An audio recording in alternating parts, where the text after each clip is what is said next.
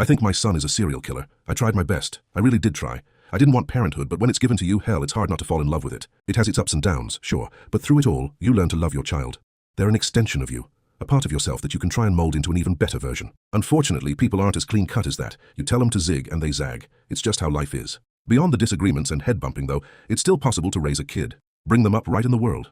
That's what I thought I was doing. My son was well-mannered, a gentleman, and God did he have his way with the ladies. Once high school started, it seemed like every other week he was telling me all about his new love, or how he was sure this was the one.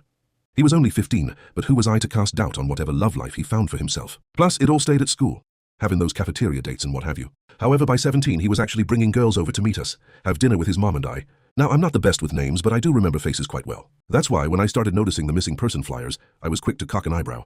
But this is my son we're talking about, the boy who I'd raised since I was a child myself. I was 16 when he was born. I worked my butt off for him. We grew up together.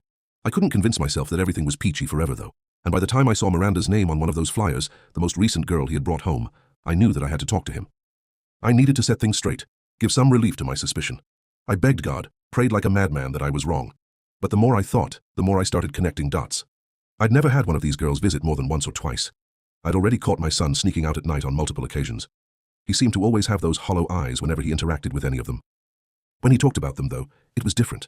It was like he was truly excited, but not in that normal teenage boy kind of way. It was like, when he talked to me about them, he was fantasizing, thinking about what he wanted to do to them.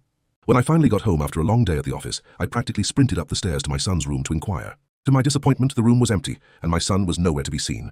What I did find, though, were missing person flyers, folded neatly on his nightstand, each one depicting a different ex-girlfriend. Now, if it had just been the flyers by themselves, I'd have been able to explain it away.